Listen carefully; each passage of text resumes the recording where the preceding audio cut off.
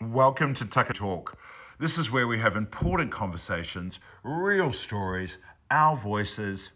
I'm Donald Hollingsworth, your host. Today's Kōrero is with Claudette. Claudette is a producer, journalist, and former member of Parliament with a deep history in Māori media and storytelling. She was a part of the early foundations of Māori Television, including producing the incredible Takata, helping to create space for voices that had long gone unheard. But beyond titles and achievements, this is a conversation about experience, about what it means to observe, to question, and to understand the world through a different lens. Claudette brings insight, honesty, and a lifetime of perspective to this kōrero. Thoughtful, grounded, and at times unexpectedly funny. Here's my conversation with Claudette Hauiti.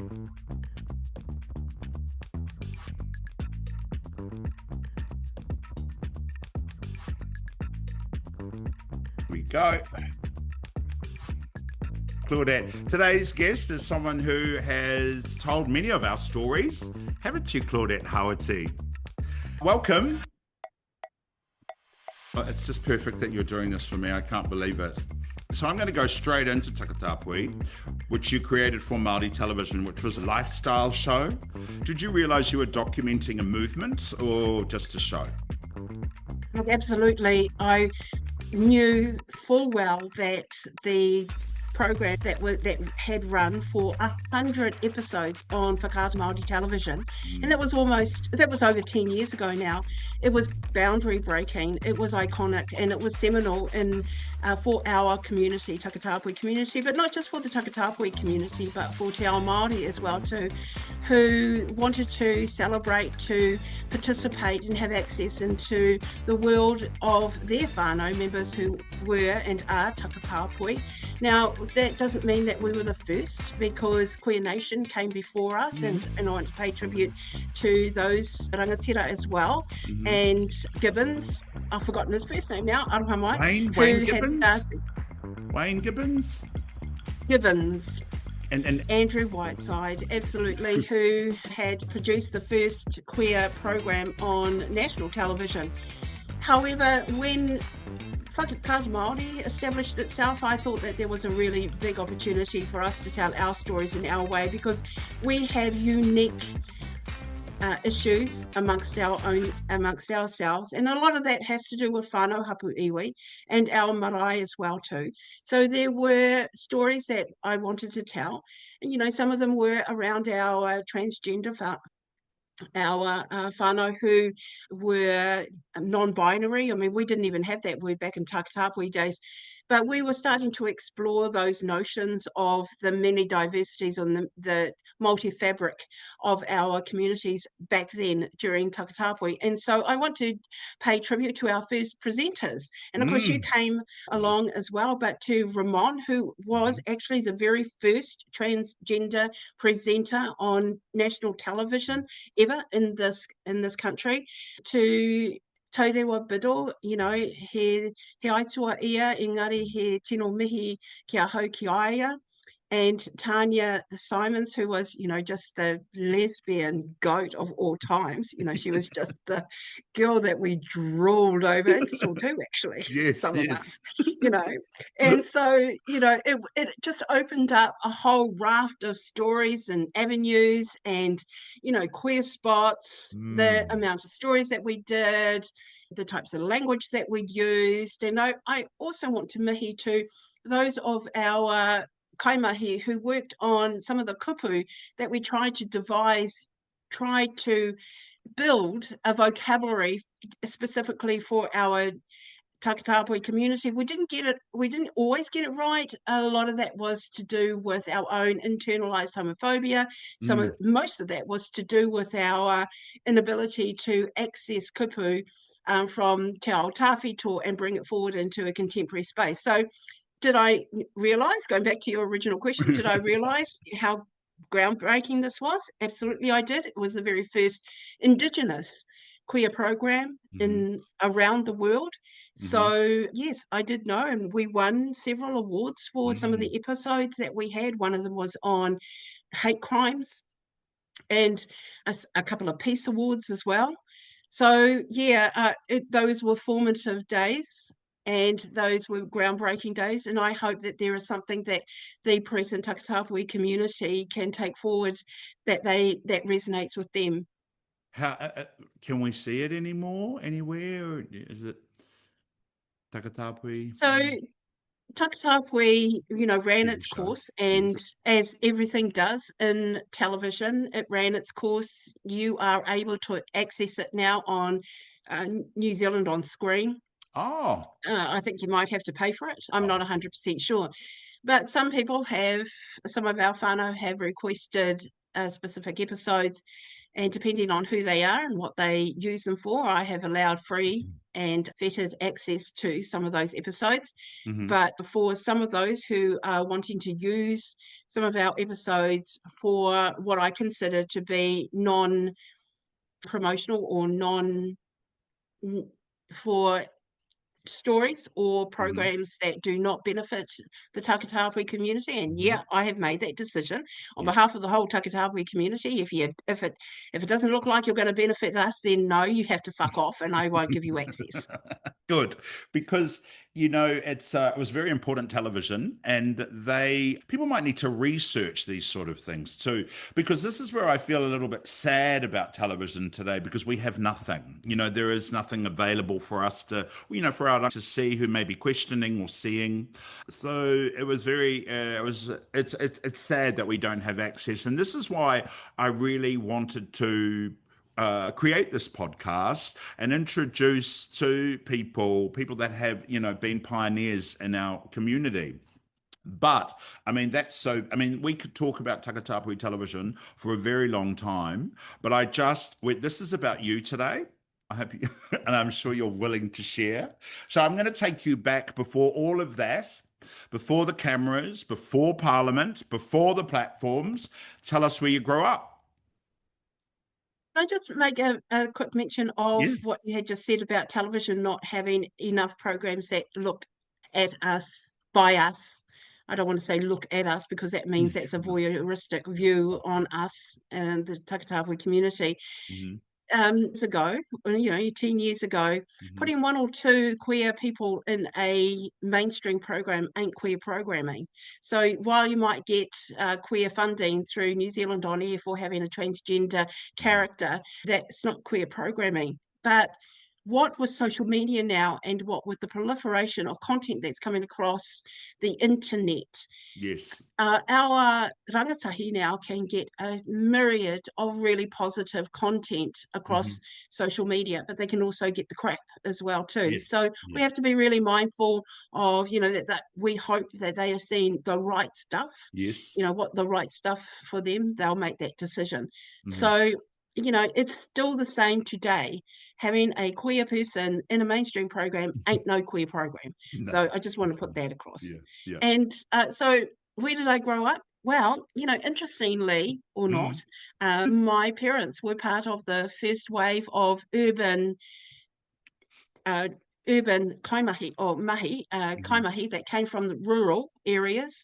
My mother from Ngāpuhi and my father from Ngāporo, who came to the cities as part of the urbanisation rejuvenation projects that the government had established during those days, and that was post the Second World War, to work in the factory jobs. So they were all blue-collar jobs. And we my parents worked in the lolly factories, they worked in sewing factories and in the car park factories.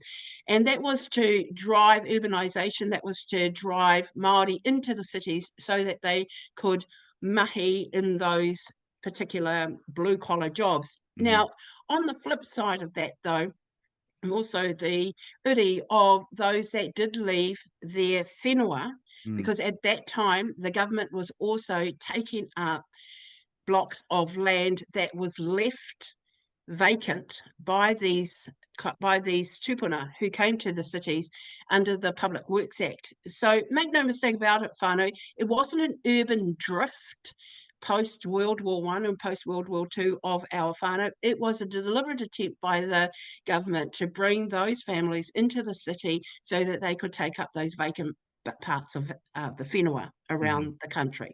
So I'm an uri of that. My parents were first generation urban dwellers here in Tamaki Makaurau, and I was born and raised in Tamaki Makaurau. And my pito is flushed down the drain and it now sits underneath Spaghetti Junction. So while I am very much urban born and raised in Tamaki Makaurau, I actually now live in Whanganuiatara, and that's the ukaipō of my mummy on her papa's side. So my mother is Ngāti Hine, Ngāpuhi, and here in Poneke, and my father is Te Whānau Apanui and Ngāti Porou. And so that's where I grew up, went to Mount Roskill Grammar School. Interestingly enough, our head girl, head boy, both turned out queer. My best mate turned out queer. Of course There's a lot of stuff happening in the water at Mount Roskill Grammar School. Flowing through those pipes, to tell you. So, went there. Went to university in Australia and got a sports degree. And then came back and worked in politics. How did it shape you? How did it shape you? Any of it? All of it shaped me, right? Being urban, being disconnected from whenua, being disconnected from reo. My father was really good, though, in ensuring that we knew our whakapapa. My mother was very close to her whānau in Ngāpuhi, and so we still had a really good sense of our whakapapa in the north. My father taught te reo at night school, so I would go along with him. So I still had a really strong connection with Te Ao Māori, in spite of the fact that we grew up away from our marae and ukaipō. And then, of course, well, the classic, Donald? So I played softball, right? And, that's the gateway to all things lesbian, is it not? And I defy anybody that says that it is not. And so I just saw these most magnificent human beings, these creatures, these women who were strong and had the strongest hands, and, and they could swing bats and they could run, and and they were just svelte and strong and muscular. And I thought to myself, shit, I want to be just like that. And it was a friend of mine, a straight boy, who said, oh, you've got to watch out for them, for those women. And I said, why? What's the matter with them? He said, they do it with their hands. And I thought, okay. So for about 2 seasons, I kept watching what it is that they do with their hands. And I thought, well, whatever it is they do with their hands, I want to do it too. So played around in the softball, on the softball diamond, softball patch, played around there, went off overseas, did a degree, came back, watched women play rugby. That wasn't me at that time. I was too old by then, too decrepit in the bones, but watched our wahine, really strong, real kaha, and decided that I wanted to be able to participate in positive profiling of our wahine tour, who are doing extraordinary things, and also who happen to be Takata. So that led you on to studying sport, was you're doing softball and stuff like that. Did you feel supported, though, at that time as a young Māori woman? Interestingly enough, my whole life I've always been the whānau member, not the black sheep of the whānau, but the whānau member who was slightly different, who would explore different things, the first to go overseas, the first to go to university. And can I just have a big shout out to my siblings now, because my sister graduated with her master's this year, and now we are all capped and gowned siblings. So we all now have degrees, and I'm so proud of us. Of course. And, I was the first one that, amongst my siblings, who went off and did stuff, left home, did stuff and explored stuff and got into shit. And, so it wasn't that I was supported. I wasn't not supported. Okay. I just did what I wanted to do. I didn't harm anybody. I knew that, if I wasn't harming anyone, and if I did it for the right reasons, then I would be safe. And so I went off and explored, and, You know, I had my first lesbian relationship with my first girlfriend. She was a softball player. She was the most extraordinarily beautiful, beautiful creature. You Yes. know, she was androgynous. And I guess today we would call her non-binary. Right.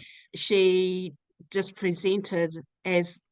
presented as a really strong wahine who was the most beautiful androgynous creature, and I fell instantly in love with her, and we had a really intense relationship for about 4 years. Wow. But I do have to say that in those days, you know, the violence in the lesbian community was quite rife, Yeah. and we didn't talk about the violence in our relationships. Hmm. There's a lot more support for our Takatāpui Mm. in violent relationships now, but in those days, it was just something that you put up with.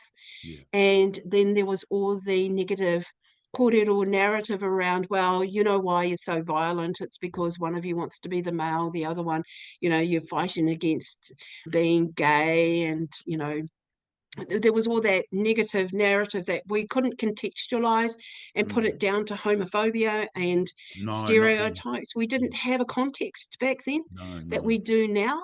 Yeah. And so the support for wahine like myself and my partner, because, you know, I was both a victim and a perpetrator. Mm. And so there was no outlet or no counselling for us. But there was also, in those times, which is prevalent today, the pressure from our whānau, particularly my partner's whānau at that time. And she also then went through a horrific time of being committed to a mental institute because her whānau thought that she was mental. And so during Takatāpui, we did do a series of episodes on those of our whānau who were put in mental institutions like Oakley. It was Oakley back then, not Carrington. Hmm. And we talked to some survivors of those mental institutes. So not supported, no, in respect to the support systems and the social support Hmm. systems for our whānau back then, non-existent. Mm. There still could be more today, but there wasn't any back then. No, coming out from it too. Is she still with us? She is still with us. Thank the goddess. Thank She's goodness. still Yes. with us, and she's still healthy as much as she can be. But yeah, and I just wish her all the very best. Unfortunately, I don't see her because she is in another part of the country. But I wish her all the very, very best. She was a glorious, and she is still a glorious wahine. And my first coming out, my first relationship was just intense, Mm. beautiful, sexually intense, Hmm. amazing. I couldn't have wished for a better coming out, really. Real. Oh, so you came out then at that sort of time. Were you a teenager or early 20s? So I was 22, Okay. 22, 23 when I came out. But I guess, you know, like the rest of us, I think I knew I was queer when I was 11, actually, Yes. when I Yes. went to a softball game and saw some wahine playing softball. And I said to my father, who took me to this softball game, I said, I like those two girls. They were twin sisters Mm. from Dunedin. Mm. And he What said, a, what do you like about them? And I said, I don't know what it is that I like about them, but I just know that I like them. And he said, interesting. And that Dad, was all he said. did he? Papa. Unfortunately, my dad passed away before I Right. came out. Now, Mm. that could be a good thing or a bad thing for me. I'm not 100% sure. But anyway, He he said passed away before I interesting came out. though. Interesting. He probably knew, eh? Was his Well, he was the type of chap that would say things like, she's just like, or he's just like, and then would name a tupuna, you know. So and so is just, that's what they would do. And I'm sure there was a two. In fact, his sister, my auntie, is Takatāpui, and he'd probably say, yeah, you're just like your auntie. so there's a lot of Takatāpui in your whānau? There aren't as many as I think there are. You know, Yeah. I don't know them all, but I have Takatāpui in my whānau, absolutely, and you know, they are just again, the most wonderful, expressive, really put together people, I've got to say. Really. I'm sure it's because we are all, particularly on my mum's whānau, they're Mhm. really tight and really supportive, and I just love them dearly. Mm. And so our Takatāpui whānau, my nephews and nieces on my mum's side, are really well supported and just loved to bits. Yes. And I love that for them. You know how they say there's sort of 10% of us Takatapu in our community or in the world, and I have 65 first cousins on my mother's side, and I know of 2 lesbians, and I'm like, there must be more than that. How does that statistic work? You know, I've always thought there was 10% of us, didn't you think? Well, of course, inga rao mua, te ao tāwhito, we were Takatāpui, so it's not a new Mm, phenomenon, and that right. was one of the things that we dispelled as well too, that, all of a sudden colonisation comes here and wham, bam, colonisation brought Takatapuiism, but they Mm, did not. And so mm, it would mean then that there is Takatapui amongst our whānau mai rānoa. And mm, so why would we not? mm, I think today that there is more opportunity for us to be able to explore our everythingness, and mm, that includes our sexual orientation, but our sexuality as well too. So for some of our whānau, what I had learnt from the days of doing Takatāpui is that there is a big difference between orientation identification, mhm, and that is an individual thing, but it's also a community thing. So the mm, community in which you are established or which supports you can really bring forth the ideal of what you want to be as an individual. But mm. also to know that in that individualism, it's really important for some of us that we contribute that back, whatever shape or form it is, back to our marae if we participate in marae, and to our Mhm. whānau hapu iwi as Mm. well. Because there are lots of different, with the LGBTQ plus, do you think Takatapui is a term, is the most beautiful term, as I've always loved, that they can also sit under this term? I have whakawahine that say to me who are transgender women, I don't feel I fit in Takatapui. And I'm like, I believe you do. I I would hope that one day everybody who identifies as queer in Yeah. Te Ao Māori will feel comfortable to be under Takatāpui, Yeah. under that kupu, and Hmm. under that ao. Mm. But at the end of the day, it does depend on them. But I am Hmm. hopeful that for those of us who are pakeke, Hmm. that we are embracive enough to allow those to feel Mm. comfortable. Because at the end of the day, it is an individual choice.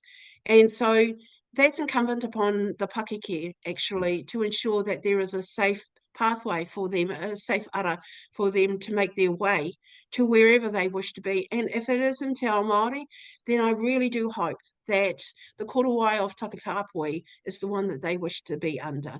I Mm. think, for those that feel uncomfortable with that, I do feel that we have a responsibility, and it is, our responsibility and our burden to bear. Yes. And to make them feel welcome? Absolutely, to make them feel welcome and to make them feel that there is a place for them, aha ko te aha, Hmm. wherever they are from, whatever they do, Mm. however they identify, Yeah. that their korowai is our korowai for Yes. te ao whānui Takatāpui. Beautiful. All right, we're going to go into if a young person was watching that right now, maybe they're questioning who they are or feeling alone. What would you say to them?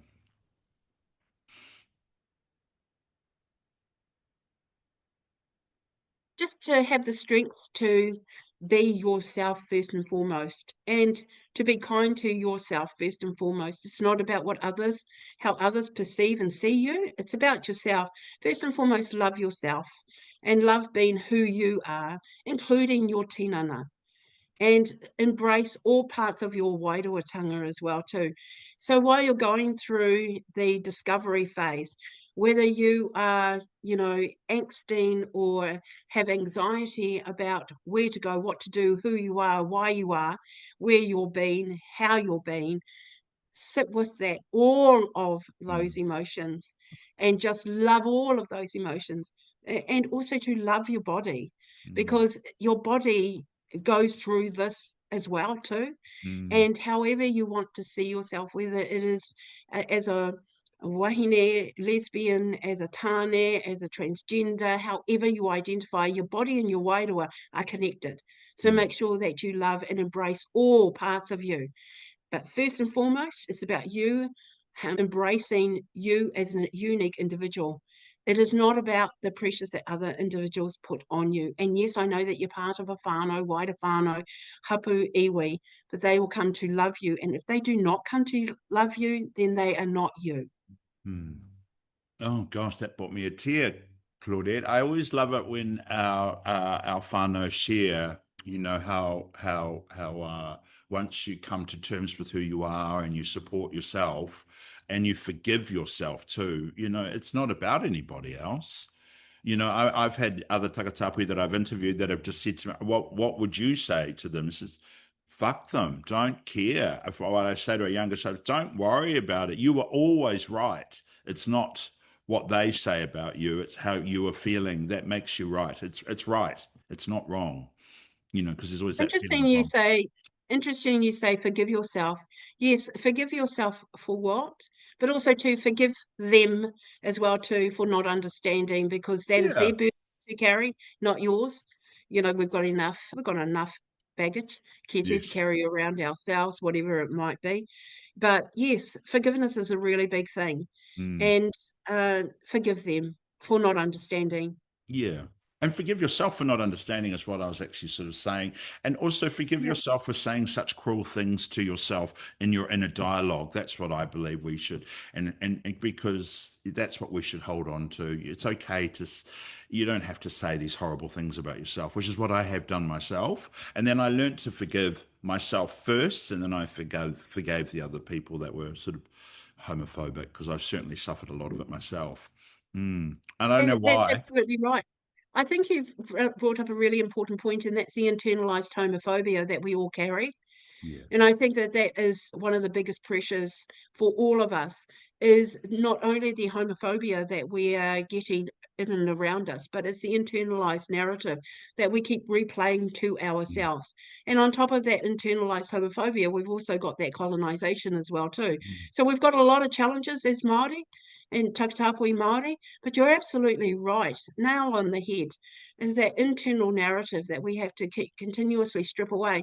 And sometimes it takes us a lifetime to get to a comfortable space where we don't hear those voices that reo in our head going over and over and over again. Yeah. Kick it to the pavement, I always think. That's just beautiful. Thank you for that. I really loved discussing that with you. But you've had an incredible career. She's been a media mogul, and you know she's been a politician, and now she's been a political journalist, and now you're in communications. When you stepped into Parliament, which is a very different space, what did you think? What did you think? Yeah, I just thought, yeah, okay, so this is cool. You know, this is the next thing. I was shoulder tapped to run Yes. for the National Party. I know, Whānau, you don't think that the National Party is very supportive of the Takatāpui community. I'll tell you Are this, they? though. They're not very. Oh, So okay. the Oh, they're not. kōrero is that the National Party is, or the centre-right, is not very supportive of Takatāpui, and especially now during this coalition government where they're ramping through all these unbelievable policies, and especially New Zealand First, with their anti-trans, anti-queer policies. It's just completely off the dial. And let me tell you this, it doesn't matter which political stripes you wear, there are homophobes in every single political party, whether they are far left, centre, far right, far centre, whatever the fuck you want to call them. You know, I mean, we've got to remember that even in, you know, God rest his soul, God bless you, even in Te Pāti Māori, we have the leader, the former leader, God rest his soul, didn't vote for the marriage equality bill. You know, so there was the Te Pāti Māori that didn't vote for that bill. And then we had members of the Labour Party who didn't either because of their Pacific Island whakapapa. So, and then there were those like Morris Williamson over in Pakuranga. They made the most incredible speech about rainbows over Pakuranga in support of the marriage equality bill, the marriage bill. So, there's homophobes across the political spectrum. The National Party and the centre-right are not the only place where you can find those kind of creatures. But so when I went to National Party, the reason I went to the National Party at that stage was because I was hell-bent on supporting treaty settlements for those of our hapu and iwi that wanted to do that. And so I worked really closely with the then Minister of Treaty Settlements, Christopher Finlayson, and another queer chap who wanted to remain in the closet, who said that he did not want to be identified for anything other than what he was. So, kia ora to him, but everyone knew he was queer. So there you go. Especially that way he speaks. I love the way he speaks. And that's his dead giveaway. I'm sorry, Christopher, but I do love the way he speaks. I love that. Well, and then there's all those stereotypes, that we love to, send up, queer's queer, we know. Yes. We got the gaydar, we know. You might not know, but we know long before you know. How many times have we outed people and they hadn't even known, and then hello, they're knocking on that door. So, so I joined the National Party. To be frank, being Takatāpui wasn't an issue for me. It was being Māori, so for us, Māori, we have those, and I've mentioned it several times before, we have those hurdles. Being Māori, being Takatāpui, which one comes first in which context? And in politics, it was always the Māori stick that, cropped up, and what are you Maoris doing? So even before we got onto the queer shit, so there was that. And then, I got turfed out of Parliament and then went back into Parliament as a press reporter. So, again, I did, however, going back into Parliament just recently, 4 years ago, as the parliamentary press reporter for Whānau, I did ensure that in any of those issues around Takatāpui, I raised and I championed the issues around Benjamin Doyle in the Green Party. I championed that because that out homophobia by the New Zealand First Leader, that whole rhetoric and that narrative, and the Prime Minister not stamping down on that and placing their whānau and their child in precarious, in a really violent situation was just incredibly wrong and unjust that I had to go into bat for that. So, when there were... So when there were issues to champion for Takata, I made sure that I raised my head above the parapet. Did you ever, was there any sort of blatant homophobia for you in any time that you're in Parliament? Where you were like, wow, that's a bit blatant, in my face? No, there wasn't. But there were but as I said, there were a lot of comments around being Māori. Oh, right. Yeah. Which is... What are you Maoris doing? Why are you Maoris doing that? Oh, it's you Maoris again. Oh, you Maoris want everything. Oh, you Maoris, it's history. Oh, you Maoris, that was years ago. Oh, you Maoris need to get over yourself. So that's as blatant as homophobia, really, isn't it? It's blatant racism, isn't it? Oh, absolutely. How did you reply? Well, on a couple of occasions, I would, well, it depend on who it came from. If it came from the politicians themselves, they wouldn't be so subtle. Right. If they were not as subtle as that. They would say words like, this is about equality and this is about equity and this is how the narrative that is spun out by New Zealand First. This is about equality. We don't have to have all those, toilets with those, one-sided toilets. This is about who we are born and what we are doing. That is still homophobia to its zenith, and it's talking to a specific group of people. That's dog whistling. And so you have to cut through. They're not blatant, but they are. It is dog whistling to understand and push back on those MPs to say, that's dog whistling, and you are talking to a 4% of the community who are your voters, and you're speaking directly to them. And these are members of our community who are also voters who want to live their life like this. And they are entitled to, under a democratic country, in a democratic country, to live their life as they feel. I mean, and that's how, that's how I push back on them.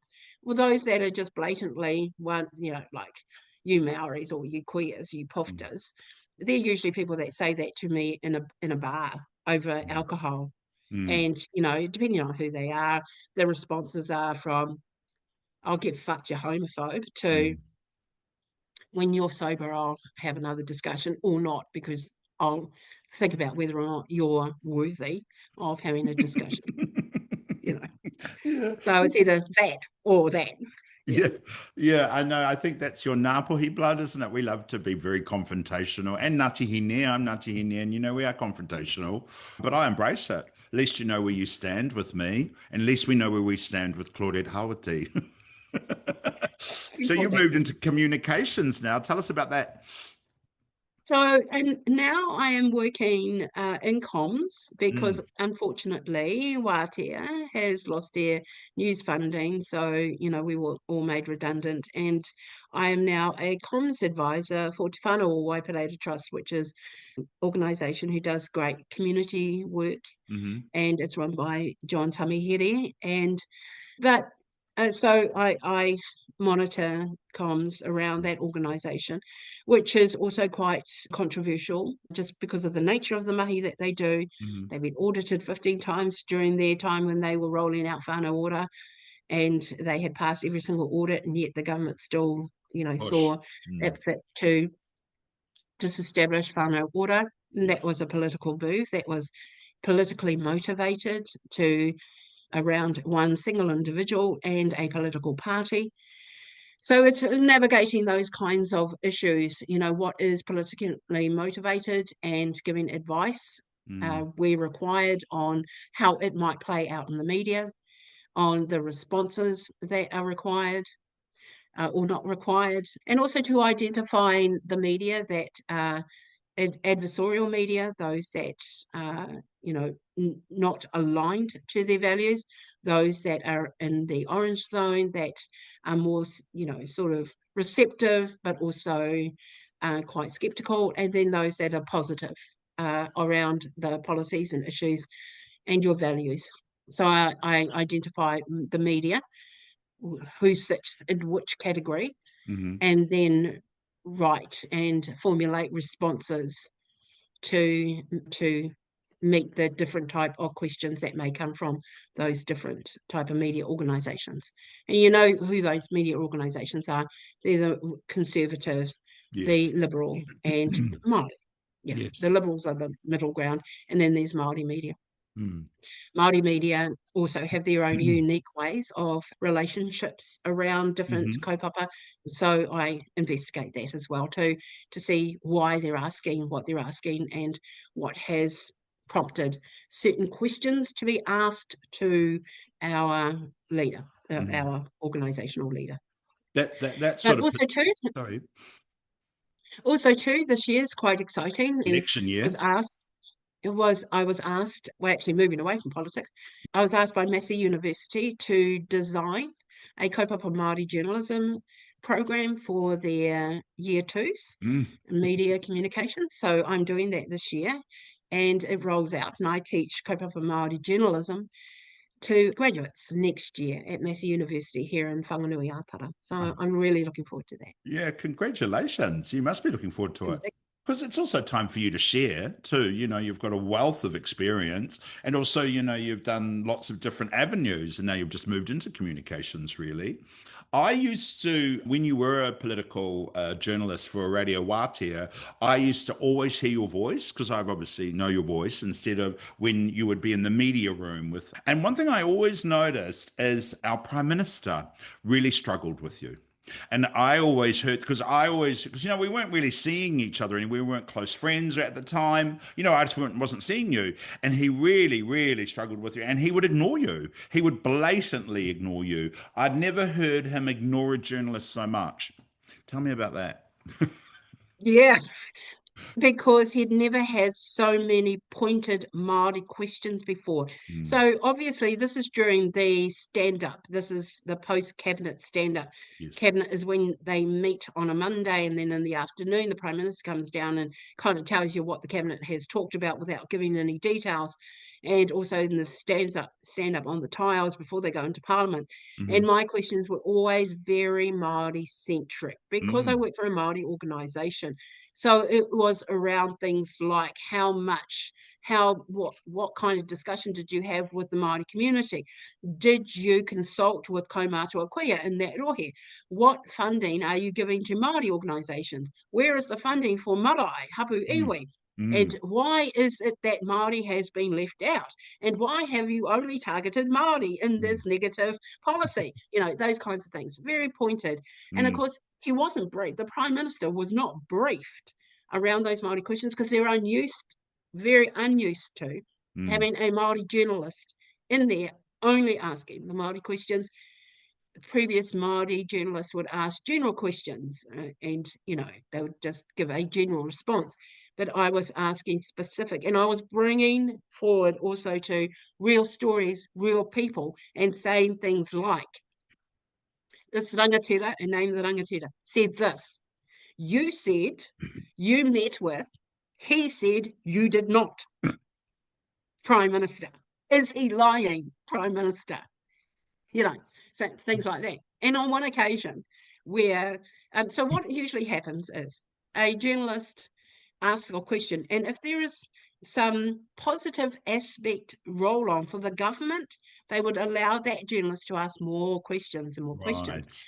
But if it was a tricky situation that cut you off dead after the first question, Mm, you might get a second question in or not. But of course, I got cut off after the first question. I said, in one particular instance where it went viral, where I told the Prime Minister, so off, I asked a question. And it was about our whānau in Auburn, where the police had raided the whare and yes. taken away mummies and grandmothers. It was a drug bust, and they were raiding the whole of all Pōtiki gangs. And they had taken away mummies and grandmothers and left the children in the house. And on one occasion, they had a 2-year-old in a car. One of the reports from whānau members was there was a baby in the car. So I say to the Prime Minister, do you condone this? Is this what you support? The Mm, taking of children away from their mummies and holding them hostage by police in a house and in a car. He said, I refute that. And I said, the story's coming through. And he refused and moved on. And I yell out mm, above the next journalist, hang on, you haven't answered my question. mm, Prime Minister says, you've had enough time. I said, no, I have not. You will ask this question. mm, Māori are wanting these answers. You will answer the question. mm. And he said, Claudette, you've taken up enough time. And I said, excuse me, Prime Minister. I said, you give other journalists 3-4 questions. Why is it that Māori have to take a back seat in the bus? We're not backseat riders. You have to ask Māori questions. You have to answer the questions that Māori give you. I'm asking questions from Māori. Mm. And of course, there was a rumble amongst the journalists. They got very uncomfortable with that. Mm. They were embarrassed. They didn't like the fact that I had they weren't supportive of me. They They weren't. were thinking, oh, no. They had, it was the first time I had said, you will ask, you are, what I was basically saying was, our Māori questions aren't as valid or as important to Mm, you as those mm, Pākehās. And they actually kind of got that from my mm, questions. mm. The Prime Minister said, oh, I'll come back to you, Claudette. Anyway, he did come back to me at the end. He said, did. Claudette, I'm going to come back to you now. Mm. I'll come back to you. And instead of, berating him, I said, and he'd just come back from overseas, from China. And I said, oh, welcome home, Prime Minister. And of course, he laughed. And I thought, that then broke the sort of like ice a little bit. So, I wanted to kia tau. Mm-hmm. And that was my way of, kia tau. And so, and then I asked 4 other questions, which he responded to. And it worked. So, That's, yeah, you know. That's the one that I'm talking about, because we all experienced it with you. And it was pretty strong, definitely. Did he ever, I think, did they ever start asking you, what are you going to ask him? And like, what, so he can be prepared, or? No, never. Right. So he wasn't never. willing to be prepared for very impertinent questions about our people, really. No, he wasn't. And so this current Prime Minister has good advisors and bad advisors. Right. And he listens to neither the good advisors nor the bad advisors. Which is actually quite funny. Yeah. He just says it, does he? Yeah. He's a CEO, Yeah, And he so, loves to announce that he's the CEO. Isn't it? Actually, you're the Prime Minister. Yeah, you're not a CEO. yeah, so that. Yeah. I want to now take you back to a little, well, not back, more a little bit softer. We want to talk about your hauora. How do you care about how do you care for yourself? That's a really good question that people, people our age, Pakeke, because I'm older than you are,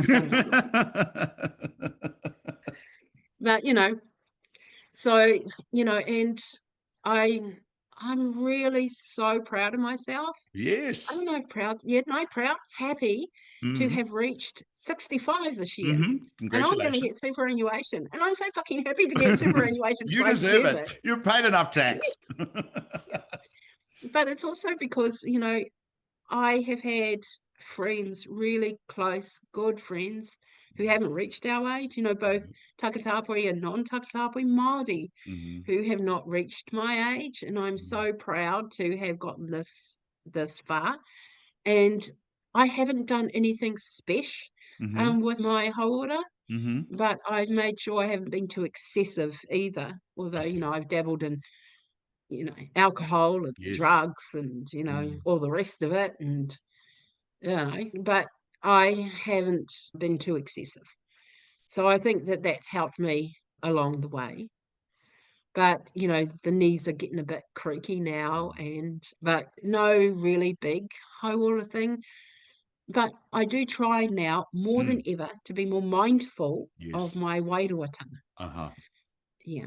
So about, what's triggering me, because what I have found since menopause, what I have found is that I am conscious of my anxiety. Yes. I wasn't conscious of my anxiety pre-menopause. I just thought it was a thing. It was just life and stress and jobs I had.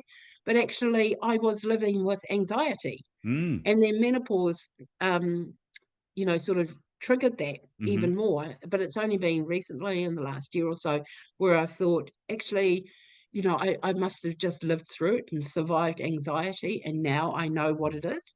So I'm more mindful of that and where it comes from and why it's coming and what I've eaten, what I've been thinking about, whether, old messages like you mentioned earlier, old messaging is replaying and it's just upsetting my equilibrium, all of those kinds of things. I'm just more mindful of my wairuatanga now and my hinengaro and being softer and kinder. To yourself. Really. And do you go walking? Do you do anything like that? Do you get some air? Do you take your shoes off, take the grass? So Joggy, Bobby, and Bobby came from some really good friends of mine, and we go for walks. I took her to the vet yesterday, and the vet says that she's overweight, and I say to the vet, "Oh, that's because haven't been exercising her, So she gets the same kind, but we don't do the exercise. So I've got to get out and walk her around a little bit more, and I do have a really great view of the moana here in Whanganui-a-Tara. So I look at that and I still read a lot. Real books from the library. They're too expensive right now. I don't do Kindle or anything like that. I go to the library and I take out books. I'm reading, Dr. K. Scott Petter at the moment, Patricia Cornwall, and so I'm reading her series, all of them. And rereading those, just, brain fodder really for reading because my real job is sort of requires focus and Yes. attention. So these kind of novels, just real brain fodder, really. I would like to, and I very close with my cousins here, so we get out and about and do Māori things, marae things, hui, Yeah. AGMs. Yes. That's really, really cool. I love that. But I do have to say that as I've gotten older, my Takatāpui community have dissipated. We all have gone home, Yeah. gone back to the marae, Mm, doing stuff, mm, and very few occasions to get together. mm. Very few occasions to get together. So I relish those when we do get together. Yeah, that's what gets you to laugh and gets you to enjoy who we are, really, because we are different Takatāpui people, and that's what I love about us, really. The more Takatāpui you are, the happier I am, even with non-binary. So that's really what balance looks like for you and everything, and I do love that. It's about coming back to being more Māori, really. You always have, but, your whānau, your hapu, your people and your Takatāpui people. It's beautiful. You know what I miss most Mm. about being immersed in Te Ao Takatāpui is the language that queers use Mm-hmm. in our own community. I was thinking of just this morning before coming on with you that during Takatāpui, Hone Edwards, who was the commissioner Yes. at Whakata Māori, long time queer, lifetime queer, was asking about the word mincing Mm. and said that we didn't quite get the kupu down, Mm. and that's what I had mentioned earlier. We didn't quite get the language right with some of our kupu reo, translating. And one of them was on mincing, the other one was glory hole. We didn't get Yes. that word, so it's all the language and the nuances that Mm. go with the reo that we Mm-hmm. speak within the community that I really, really miss. And Mm. it's the humour and it's Yes, the yeah. it's the takeoffs and the spin-offs and The reading. yeah, that we use amongst Yes. ourselves. Yeah. That is very specific to our Mm. community. I really miss that.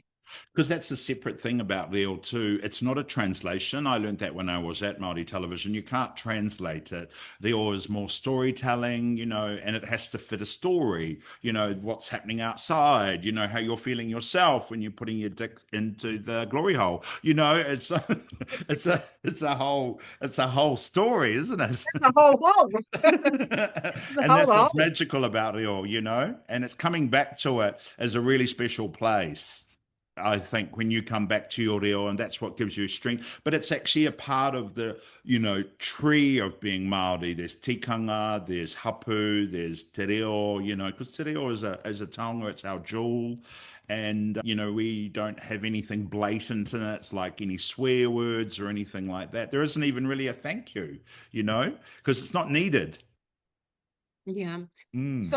So that is, I miss that, but I also miss the vibe, Yeah. the ahua, just being Yeah. around lots of Yes. queers, because it's Yes. just there, and you're just in it, and you don't have to be anything, No. you just have to be present. Yourself. Yeah.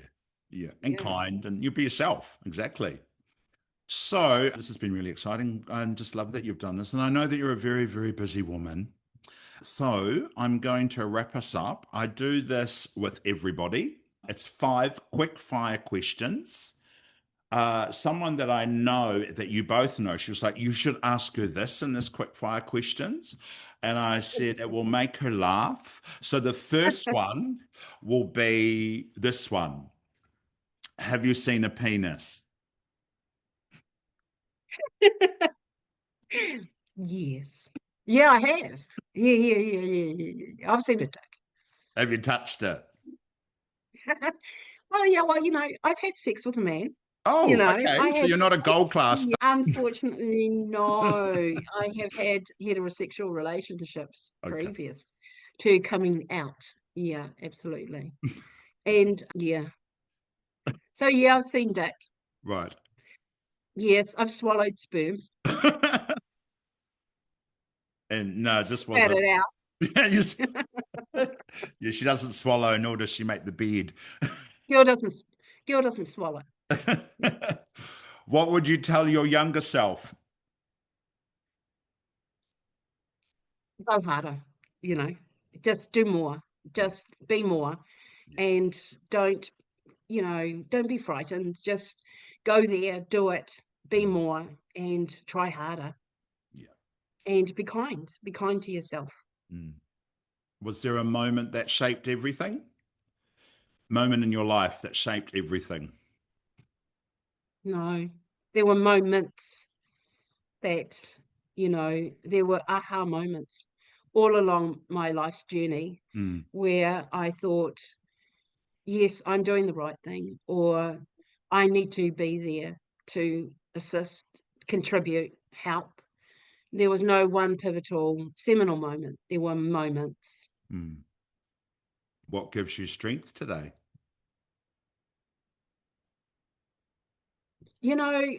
My whānau give me strength. My siblings have always been people that I have looked up to. They're really strong individuals. We're all very strong, capable individuals.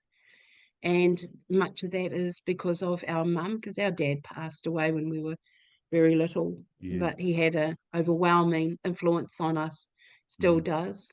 Even though it's 50 years, he's been past 50 years this year. Well done. So, and my mum just passed away in 2025, so last year. So, yeah, I get a lot of strength from my whānau. And I also get a lot of strength in a wairoa way from my daughter, Manawa, who is from Te Aroa. She's such a little princess. Yeah, she'll be She here. is loving, and she is kind, and she is pretty, and she is sweet. Yes. And she just loves her two mummies. And, I get such strength and humour from her rolling her eyes at me and, calling me mummy when I've done something that she thinks is peculiar. I'm never wrong, but there are times when she finds me peculiar. And I think that's sweet and lovely. And she's beautiful, Manua. I can attest to that. She's the most beautiful thing, isn't she? Because she lives in Rotorua, doesn't she? Yeah. Yeah, she does. So what does success feel like now for you? It is many things. And one of them is my daughter being healthy, well, Yes. strong, Yeah. happy, well, strong, happy, and kind. That's success to me, that I've contributed to her life, that she has grown to be her own little unique person. And home, what does home mean to you? That's really interesting that I'm someone that shifts around a lot. So, just in whare, so I might have been, I lived in Tamaki Makaurau for all my life until I moved down here to Wellington. But when I was in Tamaki Makaurau, apart from this short jaunt in Australia university, but I lived in about, 20 different whare, 10 of them I owned. So, and here in Pōneke, I've lived in 5 different whares, 3 of them of which I owned. So I'm not sure what home means, but I feel grounded when I'm with people that I love. I'm not sure whether that is what home means to me when I'm in and amongst people, wherever they are. But I maybe that's home for me. I'm not sure. That is home for you, yes. Wherever you lay your hat. Because I too lived in lots of different homes. And I think it's wherever I am at the time that feels like home to me. That's how it's sounding to me. What do you think? Could be. Thanks for answering all our questions today, Claudette. This has been fantastic. So much. I've really enjoyed it. I hope you have. It was really interesting. Thank you so very much for including me in this, what I think is a really important podcast. Yeah. I mean, this is also seminal because this can be archival for our rangi. Yes. Not just our rangatahi, actually, for some of the Pakeke as well, because we have to continue to hear ourselves at our age as well. I think that's really important, that while the future is the future, we have to remind ourselves that we had made that future because we had made history. And that's really important. This podcast is really important and has contributed to that too. So congratulations to you, Thank Donald, you. Thank for you. doing this. I'm Yeah. glad that I've done it, really. I've got about sort of 7 more interviews to do, an incredible lineup. I'm not going to share too much, but you probably know personally anyway. I'm so excited about it. And thank you so much for coming on today and sharing your life with us and our viewers. And I'm sure it'll be an inspiration to anybody that's listening. And they're going to be listening. We're going to be passing this around, aren't we? Because that's the thing about the internet. You're not bound by a television schedule. You know, you can put them on all the social media and you can constantly keep pushing, boosting it, and people get to see it. Get all your friends, all our whānau to watch, which I'm excited about.